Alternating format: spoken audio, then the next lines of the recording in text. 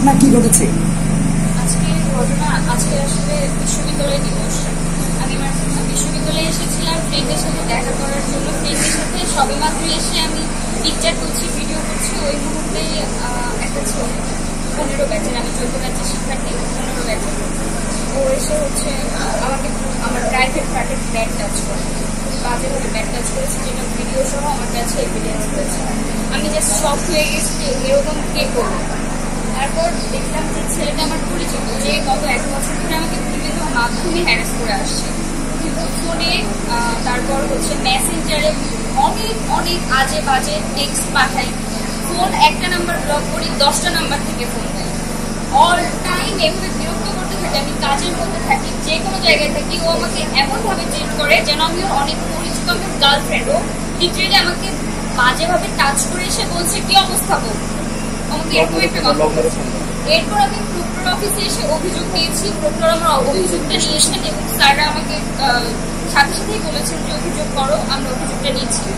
পরবর্তী মুহূর্তে আমি জাস্ট অভিযোগটা করে ডিসি ভবন থেকে বেরিয়েছি। আমার ফ্রেন্ড ছিল আমার সাথে, বিলাস, ও আমার বিভাগের, আমার ব্যাচের, আমার ব্যাচমেট।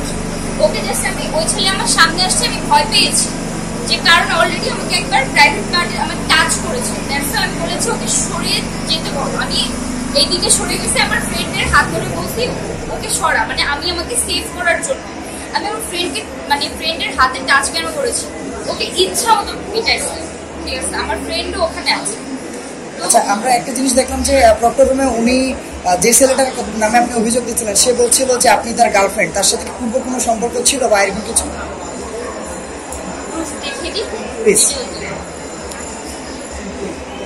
এই হচ্ছে ছেলেটা।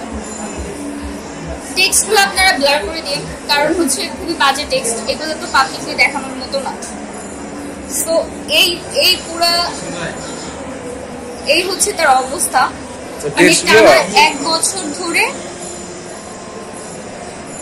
টানা 1 বছর ধরে এভাবে হ্যারাস করে আসছে। ঠিক আছে, সো এটা হচ্ছে ফোনে মেসেঞ্জারে গেল। ফোনে একটার পর একটা নাম্বার থেকে সে কন্টিনিউয়াসলি আমাকে বিরক্ত করছে। আমি ভার্সিটিতে কিছুদিন ইররেগুলার হয়েছি, আমার কাজে ব্যস্ত ছিলাম। আমি ভার্সিটিতে আজকে এই জন্য এসেছি।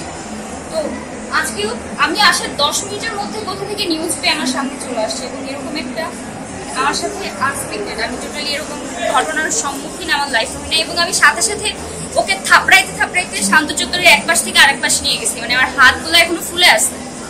প্রক্টর অফিস থেকে কি অভিযোগ গ্রহণ করেছে? তারা কি আশ্বাস দিয়েছে? বলেছে এটা ওনারা দেখবেন, ওনারা চোখে রাখবেন বিষয়টা। পরবর্তীতে যদি সেরকম আরো কিছু করে থাকে বেয়াদবি, তখন মামলা করবে বা অন্যান্য আইনি স্টেপ আমাকে নেওয়ার জন্য। আর ওনারা এই বিষয়টা এখন নজরে রাখবেন, এতটুকু বলেছে। আপনি এখন কি চান? আমি অবশ্যই স্টেপ, কারণ এটা তো যদি আমাকে সে বাজে একটা সাইড টক করতো, আমি সেটাও ছেড়ে দেওয়ার মতো মেয়ে না। আর ও আমাকে ব্যাক টাচ করেছে, সুতরাং এটা তো ছাড়ার কোনো প্রশ্নই আসে না। এটা হয়তো অনেকের কাছে অনেক সহজ বিষয় হতে পারে, ঠিক আছে, কিন্তু আমার কাছে না। কারণ আমার পুরো ভার্সিটির মধ্যে, আমি যেহেতু মিডিয়াতে কাজ করি, এখানে অনেকেই ছিল যারা আমাকে চিনে, আমার সাথে পিকচার তুলছিল, আমার ফ্যান ফলোয়াররা ছিল, তারা আমার সাইডে দাঁড়ানো। তাদের মধ্যে আমার সাথে এরকম একটা অনাকাঙ্ক্ষিত ঘটনা ঘটে যায়, এটা কোনো ইজি বিষয় না। আপনি কি বলতে চাচ্ছেন যে আপনার শ্লীলতা হানির চেষ্টা করেছে? অবশ্যই। আপনি কি দেখালেন যে আপনার মেসেঞ্জারে অনেক মেসেজ দিয়েছে বাজেভাবে?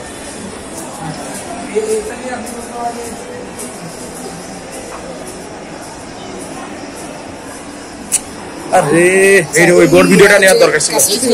হ্যাঁ, এটা পাগল সবসময় এরকমই করতো। এই ছেলেটা পুরোপুরি সাইকো। এবং একটা মানুষ সুস্থ মস্তিষ্কে কখনো এরকম করতেই পারে না। ওর কথাবার্তা আপনারা দেখেছেন, আপনারা প্রক্টরের রুমে ছিলেন, ও পুরো সুস্থভাবে কথা বলেছে।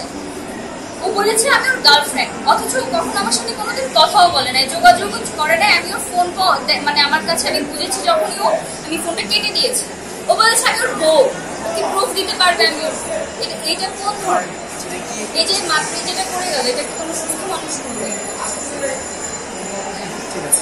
আমি এখন যত সময় আসলে নিরাপদ কিনা আমি সেটাই জানি না। এই বিশ্ববিদ্যালয়ে আপনি নিরাপদ কিনা এটা আপনি সন্দেহ? এটাই জানি, কারণ আমি তো ডিসি ভবন থেকে বেরোনো মাত্র আমার সাথে এরকম একটা ঘটনা ঘটেছে।